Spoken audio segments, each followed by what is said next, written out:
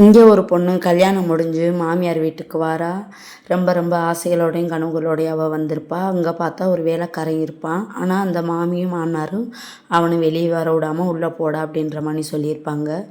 அப்போ நைட்டுக்கு பால் கொடுத்துருப்பாங்க. அப்போ புருஷன் வர லேட் ஆயிரும். அவள் குடிச்சிட்டு அவள் படுத்திருப்பா.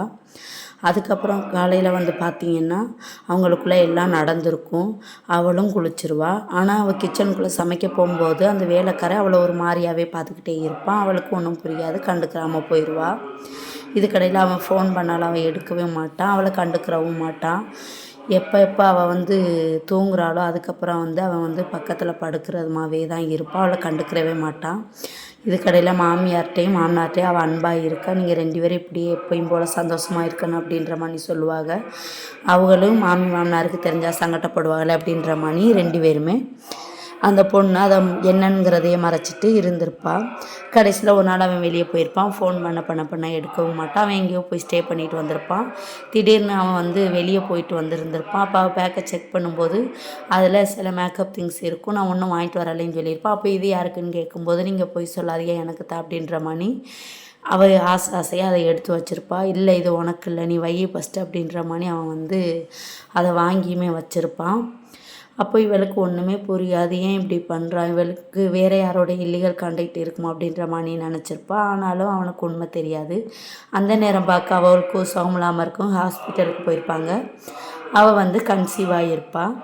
அப்போ கன்சீவாக இருக்கிற விஷயத்த ஹஸ்பண்ட்டை சொல்லலான்னு வருவாள். ஆனால் ஹஸ்பண்ட் வந்து அதை எதையுமே கண்டுக்கிறாமல் அவன் வேலையவே பார்ப்பான்.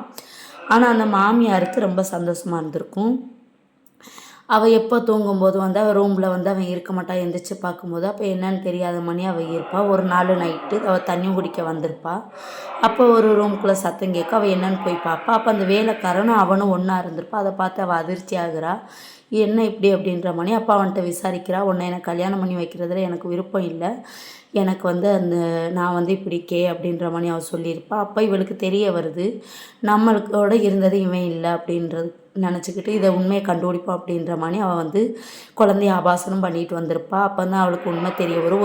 ஒரு ஜோசியக்காரன் உங்களுக்கு வாரிசு வேணும்னா நீங்கள் உங்கள் ஹஸ்பண்டுக்கு கல்யாணம் பண்ணி வைங்க அப்படின்ற மாதிரி சொல்லியிருப்பான். இனிமேல் ஹஸ்பண்டுக்கு கல்யாணம் ஆகாது அப்படின்ற மாதிரி அந்த மகனுக்கு கல்யாணம் பண்ணி அவளுக்கு மயக்க மருந்தை கொடுத்து தன் கணவனையே மருமகளோடு அனுப்பியிருப்பாள் அந்த மாமியார். இந்த உண்மை தெரிஞ்சிடும் நம்ம ஹீரோயினுக்கு. அப்போ பார்க்க அவளுக்கு ஒரு கண் கிடைக்கும். அந்த கண்ணை எடுத்து மாமியவும் மாமனாரையும் சுட்டு தள்ளிடுவாள். அப்போது நம்ம அந்த ஹீரோவும் அந்த ஹீரோவோட வேலைக்காரனும் 2 பேரும் ஒன்றா நிற்பாங்க. இதுதான் உனக்கு லாஸ்ட்டு, இனிமேல் என் கையில் உன் கண்ணில் என்னை பார்த்தேன்னா உன்னையே சுட்டு பொசிக்கிறோம் அப்படின்னு சொல்லிட்டு அவள் இடத்த காலி பண்ணிடுவாள்.